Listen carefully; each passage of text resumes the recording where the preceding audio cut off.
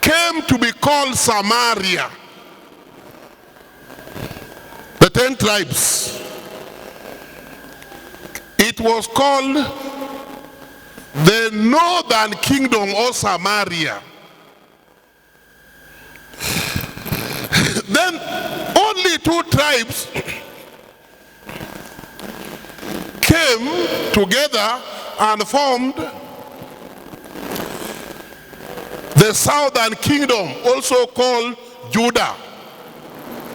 So you will read about the kings of Judah and the kings of Israel. So, the northern kingdom was also called Israel. It was called Israel. It was called northern kingdom. It was also called Samaria.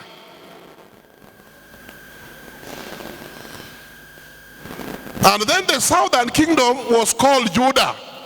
It had its headquarters in Jerusalem. They remained in Jerusalem.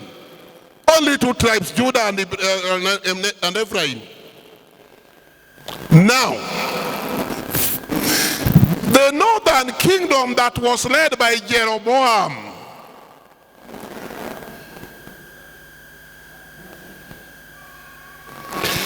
these people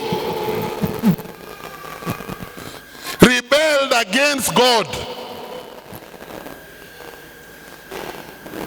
And now listen to this. And then God raised the Assyrian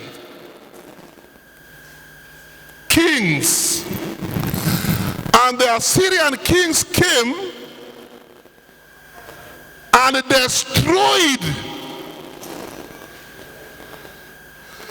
the northern kingdom because they had rebelled against God. So God used the heathen kings to capture his own people. You will find this quite often, even when I get time to talk to you about the Naaman and the rest. You will find that it was the king of Assyria that captured Israel. So in the year 722 BC,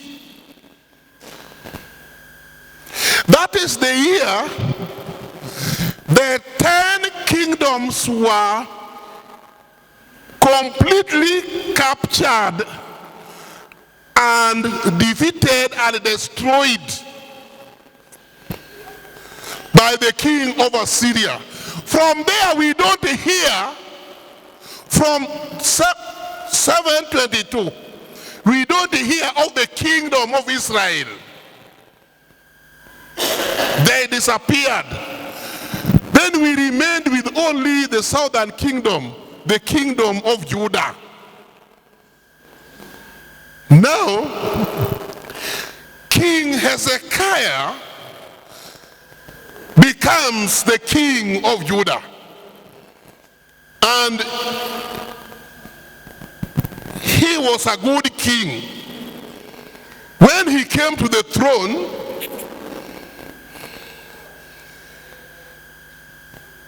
he heeded to the counsel of God.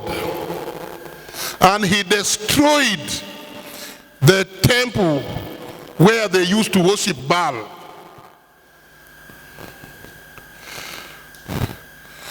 But the king of Assyria came again to attack Hezekiah.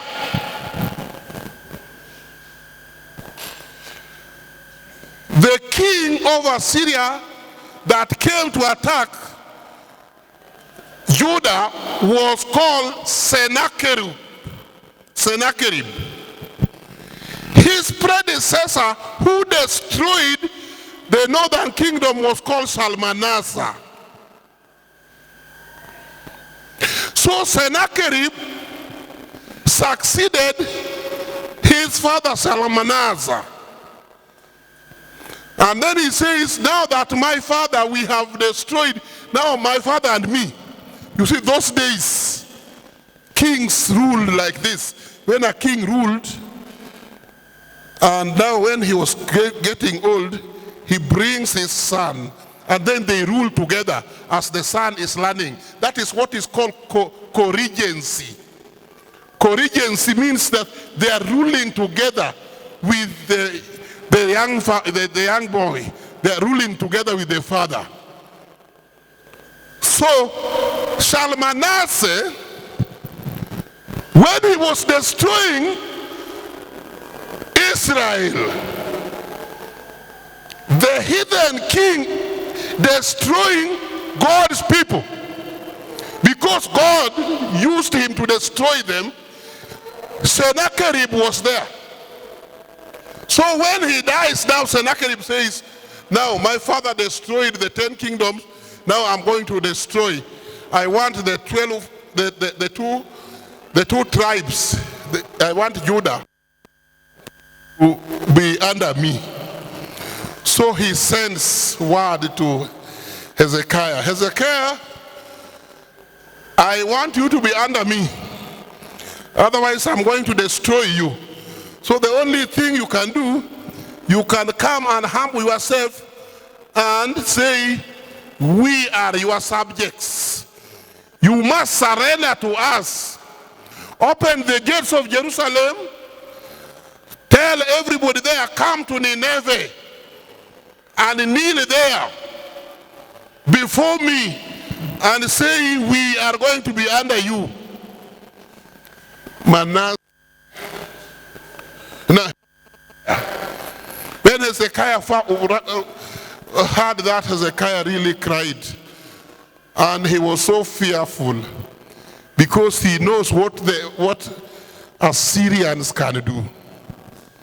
Syrians are very dangerous people. They were very dangerous. People who could kill for pleasure. Assyrians were the people that impaled people. They put, you remember what that king did, this man here, Haman. You remember what Haman put some kind of, you see what Haman put where he wanted Mordecai to be hanged there. That is what they inherited that kind of cruelty and rudeness from Assyria. So when Hezekiah heard that they were going to be attacked, Hezekiah trembled, and then he sent a word, please don't attack us. We are going to give you whatever you want. So he took a lot of gold, silver, took it to Nineveh. Sennacherib sent a word, he says, no, this is not enough. And then Hezekiah goes up to the temple of the Lord. The temple was well built. There was a lot of gold. All the doors were made, all the doorposts and locks, everything golden. Hezekiah went to the temple and removed the golden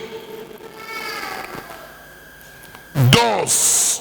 He stripped the doors out, or he stripped out the gold from the doors and went and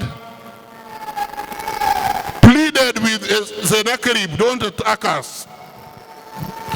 Sennacherib sent his people,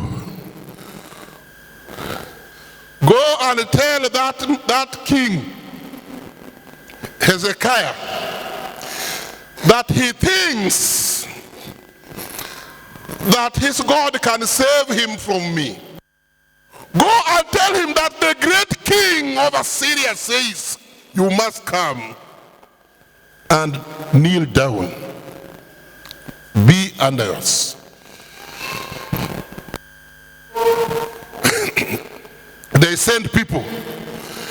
Now Hezekiah ran to the prophet Isaiah. He went and pleaded. Now what do? We have given everything, but still we are going to be attacked. What do? Isaiah told him, God will not allow it. God will not allow it.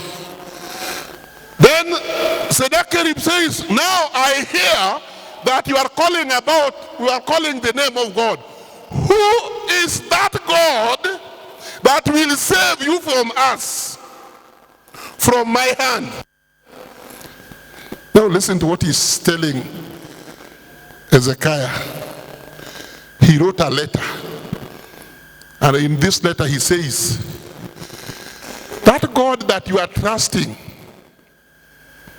is the same God who gave us power to conquer your tribe, your brothers, the 10 kingdoms.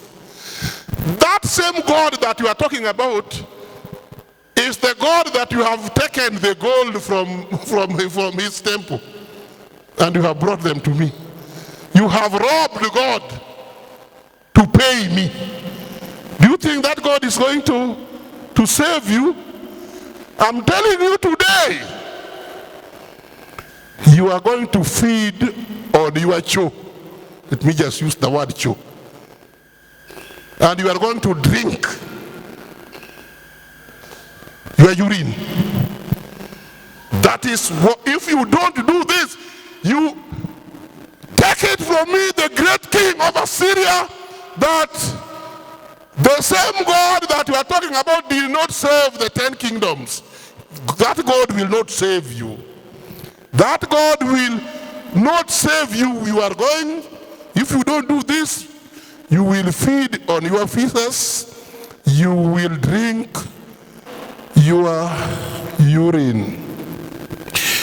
That was too much. That threat is blood eating. That blood. Now, this Hezekiah